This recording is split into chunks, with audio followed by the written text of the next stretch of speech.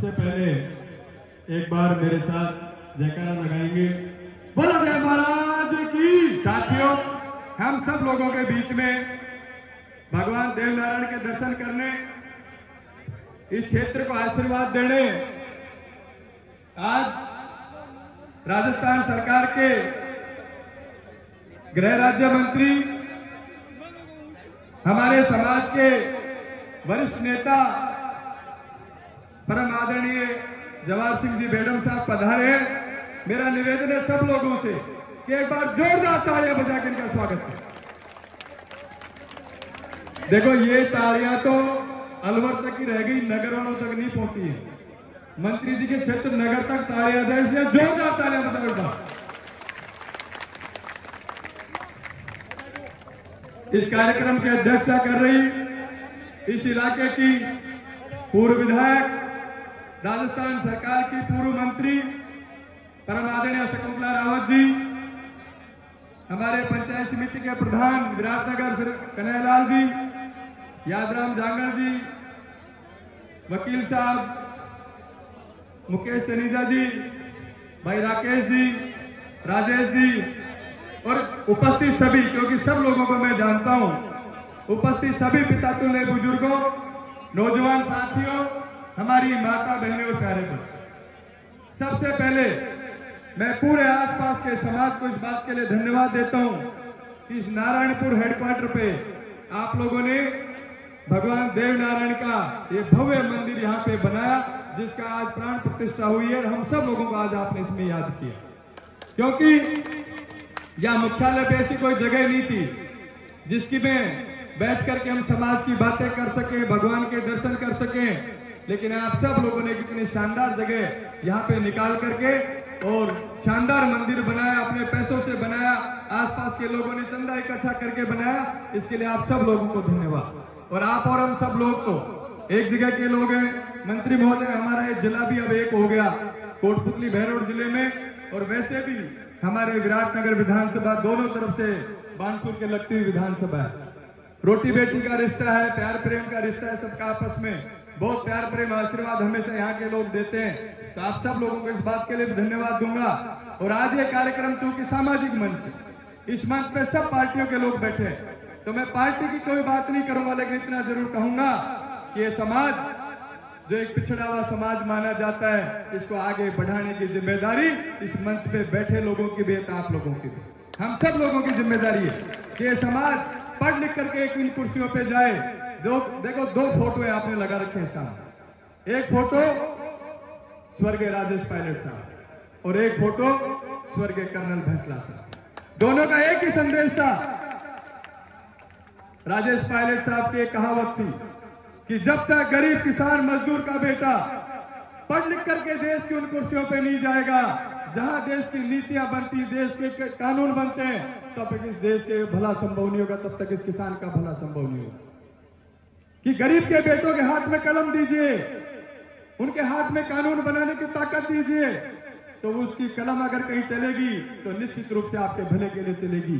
और हम खुशनसीब इस बात के लिए कि राजेश पायलट साहब ने जो बात कही, उस बात को आगे बढ़ाने का काम सचिन पायलट साहब ने किया और राजस्थान के नौजवानों के हाथ में इस देश का इतिहास लिखने का मौका दिया, देश का कानून बनाने का मौका। आज जो आपके सामने मंच पे बैठे बेडम साहब बैठे, शकुंतला जी बैठी है, मैं भी इनके साथ रहा। हम वहां बैठे जहां से राजस्थान का कानून बनता है, जिस कानून से राजस्थान चलता है, वो कानून बनाने की शक्ति आप लोगों ने दी। इसलिए राजेश पायलट साहब का सपना पूरा होगा। स्वर्गीय कर्नल भैंसला साहब ने देश दुनिया में इस समाज को नाम दिया। आज गुर्जर आरक्षण के लिए हमारे 72 शहीदों को भी मैं याद करना चाहूंगा कि जिनकी शहादत के बदौलत 5% आरक्षण हम लोगों को मिला, और आज हमारे सैकड़ों नहीं हजारों लोग हमारे कर्मचारी अधिकारी बन करके समाज सेवा में लगे। पहले ढूंढने के लिए आरएस अफसर नहीं मिलते थे, लेकिन आज मुझे खुशी है इस बात की, ऐसी कोई भर्ती नहीं होती जिसमें 10 से 15, 20, 30, 40 लोग आरएस अफसर नहीं बनते हो। कोई प्रॉपर में बनते हैं, कोई आरपीएस बनते हैं, तहसीलदार बनते हैं, अलाइड सर्विसेज में बनते हैं, लेकिन हर भर्ती में मिलते हैं, पहले ढूंढने को नहीं मिलते थे। ये देन अगर किसी व्यक्ति की है, स्वर्गीय कर्नल भैंसला साहब की है, और उन 72 शहीदों के जिनकी बदौलत सब मिला। हम लोगों ने ताकत दिखाई, समाज ने ताकत दिखाई, इसकी बदौलत हम लोग आज यहाँ पे पहुंचे हैं। आगे भी मैं आप लोगों से निवेदन करूंगा कि मैंने अपने बेटे बेटियों को पढ़ाइए, उनको पढ़ा करके शिक्षा का द्वार दिखाइए। जब वो पढ़ेंगे लिखेंगे आगे बढ़ेंगे, देश दुनिया में आपका नाम रोशन करेंगे, तो आप लोगों को खुशी मिलेगी, लेकिन पूरा समाज आप लोगों के ऊपर गर्व करेगा। मुझे खुशी है इस बात की, मैडम साहब यहाँ की एक बेटी अभी IAS ऑफिसर बनी है, अभी बनी है इसी बैच में। हमें खुशी है इस बात की। कोमल ठेगला के नाम से कितनी बड़ी सर्विस है, इंडियन रेवेन्यू सर्विस, कभी चीफ इनकम टैक्स कमिश्नर से रिटायर होकर आएगी। हम लोगों के लिए इससे बड़ी गर्व की बात नहीं होगी। तो मैं चाहता हूं और हम सब लोगों की इच्छा है कि हर घर में कोमल ठेगला पैदा हो और वो राजस्थान में देश दुनिया में हम लोगों का नाम रोशन करे। इस आरक्षण का फायदा भी हम लोग उठाएं और इंडियन सर्विस में भी, UPSC में भी हमारे लोग आगे बढ़े। ऐसी मैं आप लोगों से उम्मीद करता हूं। आज मैडम साहब हमारे बीच में पधारे। पार्टियां अलग हो सकती है, लेकिन हमारे समाज के वरिष्ठ नेता है और मुझे खुशी है इस बात की कि राजस्थान के किसी भी कोने का व्यक्ति इनके द्वार पे जाता है, ये उसको कभी निराश करके नहीं भेजते। मैंने देखा इनके व्यवहार को, उस मामले में कोई पार्टीबाजी नहीं करते। समाज का कोई भी व्यक्ति अगर इनके पास जाता है, बड़े प्यार प्रेम मोहब्बत के साथ ये उसकी बात सुनते हैं और अपनी कोशिश लगाते हैं। जितनी इनसे कोशिश होती है ये मदद करने की कोशिश करती है। लेकिन मैडम साहब, एक दुख हम सब लोगों को है, हम आपके नाम के सामने से राज्य मंत्री हटाना चाहते हैं। सब लोग बोलो भाई, हटाना चाहते हो ना? हम चाहते हैं आप पूरे गृह मंत्री बने। अभी आप अधूरे वादे रह गए। राज्य मंत्री शब्द हटे और राजस्थान में आप कैबिनेट मंत्री बने, ऐसी उम्मीद हम सब लोग करते हैं। बोलो भाई, करते कि नहीं करते? क्योंकि हम लोगों के लिए दुख की बात है कि राजस्थान में शायद हो सकता है, मेरी उम्र तो 40-42 साल है, मैंने तो कभी ऐसा नहीं देखा कि पहली बार किसी सरकार में हमारे समाज का कैबिनेट मिनिस्टर नहीं है। पहली बार ऐसा हुआ है। तो मेरी निवेदन है आप लोगों से कि आपके पार्टी आला कमान से निवेदन है कि समाज ने इस सरकार को बनाने में बहुत बड़ा योगदान दिया है। देखो, मारी तो रड़क काट दिया, आपकी बार लगा बोला मैं काट दिया ना, शकुंतला जी भी पूर्व होगी, मैं भी पूर्व होगा।